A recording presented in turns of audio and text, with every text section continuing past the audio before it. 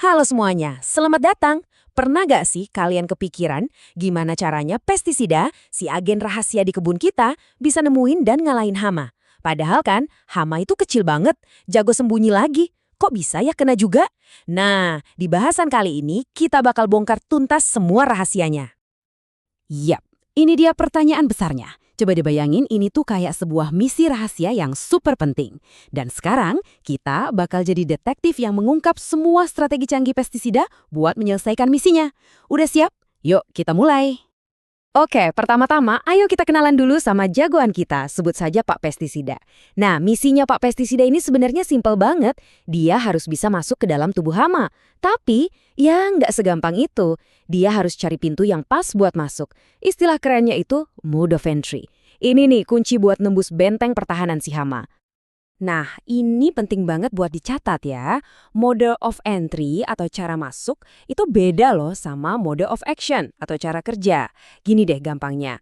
Cara masuk itu ibarat kunci buat buka pintu rumah. Kalau cara kerja, itu soal apa yang kita lakuin di dalam rumah itu. Untuk sekarang, kita fokus dulu ke gimana cara nemuin kunci dan pintu yang tepat. Oke, kita mulai dari strategi yang paling dasar, serangan langsung. Gampangnya, ini tuh kayak pukulan telak atau jebakan maut di dalam makanan. Simple, tapi kalau kena sasaran, efektif banget. Jadi, ada dua jurus serangan langsung. Pertama, namanya racun kontak. Sesuai namanya, pestisida ini harus, wajib, kudu, nyentuh langsung badan si hama. Ibaratnya senggol bacok lah. Terus yang kedua, ada racun perut.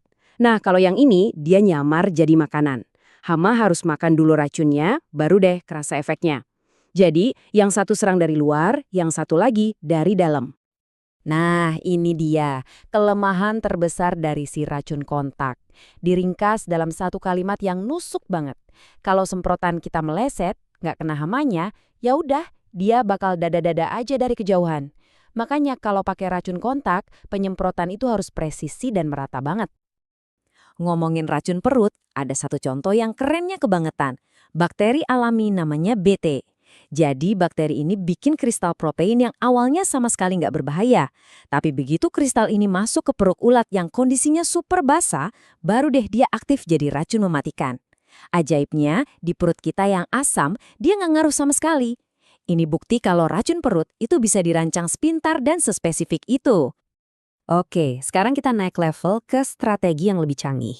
Gimana kalau kita nggak perlu repot-repot nyariin hama, tapi malah bikin tanamannya sendiri yang jadi senjata? Nah, ini dia jurus ninjanya pestisida. Kenalin, namanya pestisida sistemik. Cara kerjanya jenius banget. Pestisida ini diserap sama tanaman, biasanya lewat akar, terus dia nebeng di sistem jalan tol internal tanaman yang namanya xilem. Dia jalan-jalan deh ke seluruh bagian tanaman. Hasilnya, seluruh tanaman dari akar, batang, sampai pucuk daun yang paling mudah sekalipun jadi beracun buat hama yang coba-coba makan. Jadi alurnya gini, pestisida diserap tanaman, terus dia diangkut lewat jalan tol xilem, lalu disebarin kemana-mana, dan akhirnya boom!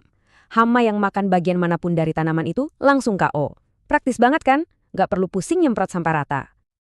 Ada juga nih versi sistemik mininya, namanya translaminar. Kalau ini, dia nggak jalan-jalan ke seluruh tanaman. Dia cuma gerak dari permukaan atas daun, nembus ke permukaan bawah. Jadi, dia bikin semacam kantong racun di dalam satu lembar daun itu. Ini jitu banget buat ngalahin hama yang hobinya ngumpet di balik daun. Cerdik! Oke, kita masuk ke metode yang paling ekstrim. Bayangin ada serangan hantu. Nggak perlu disentuh, nggak perlu dimakan, tapi bisa langsung menyerang lewat udara yang dihirup. Serem kan? Nah, jurus ini menggunakan pestisida dalam bentuk gas. Istilahnya adalah fumigan. Sesuai namanya, ini benar-benar serangan yang sama sekali nggak kelihatan. Jadi, fumigan ini kerjanya lewat sistem pernapasan hama. Karena wujudnya gas, dia bisa nyusup ke celah paling sempit sekalipun, tempat yang mustahil dijangkau sama semprotan cair. Jadi benar-benar nggak ada lagi tempat buat sembunyi. Dan kalau kita ngomongin fumigan, rajanya itu fosfin. Gas ini super ampuh buat ngelindungin stok pangan di gudang-gudang di seluruh dunia. Tapi, di sisi lain, dia juga sangat berbahaya. Dia masuk ke pernafasan hama dan langsung menghentikan produksi energi di level sel.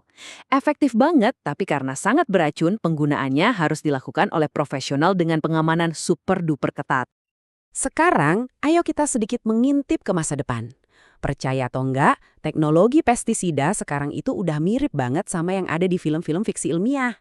Senjatanya udah canggih-canggih banget. Pertama, ada yang namanya nanopestisida. Bayangin, ini kayak armada drone super-duper kecil yang bawa bom racun. Karena ukurannya yang selevel nano, partikel ini bisa nembus baju zirah hama jauh lebih gampang daripada molekul pestisida biasa. Terus ada yang lebih gila lagi, namanya RNA. Wah, ini sih udah kayak senjata di film sci-fi beneran. Ini senjata genetik. Jadi dia itu bukan meracuni secara langsung, tapi lebih kayak ngehack sistemnya si hama. Bayangin aja kita punya remote control yang bisa mematikan salah satu gen paling penting di tubuh hama. Klik, mati. Super spesifik. Artinya, kita bisa aja bikin racun yang cuma ngefek ke satu jenis hama, tanpa ganggu lebah atau kupu-kupu. Potensinya luar biasa. Oke, setelah kita tahu semua pintu masuk yang canggih ini, ternyata memilih pintu yang tepat itu bukan cuma soal gimana cara paling efektif bunuh hama, tapi juga soal gimana kita mengelola risikonya buat lingkungan di sekitar kita. Yap, bener banget. Setiap metode itu punya plus minusnya. Kekuatan buat membasmi hama itu juga datang sepaket sama tanggung jawab besar buat nggak ngerusak ekosistem secara keseluruhan. Coba lihat tabel ini. Ini dilemanya. Racun kontak, misalnya, dia nggak pandang bulu. Serangga baik kayak kepik yang justru bantu kita bisa ikut mati. Racun sistemik, di sisi lain, lebih aman buat serangga di permukaan, tapi jadi ancaman serius buat lebah yang minum nektar beracun. Dan fumigan, walaupun efektif banget, risikonya paling fatal buat manusia yang pakai kalau nggak hati-hati. Jadi, setiap pilihan itu ada konsekuensi ekologisnya. Jadi, pada akhirnya, pertanyaannya bukan lagi sekedar gimana cara bunuh hama, tapi bergeser menjadi gimana cara kita melakukannya dengan cerdas, bijak, dan aman. Karena teknologi akan terus berlari kencang ke depan, pertanyaannya sekarang adalah apakah kebijaksanaan kita bisa ikut berlari sekencang itu? Nah, ini jadi bahan renungan buat kita semua.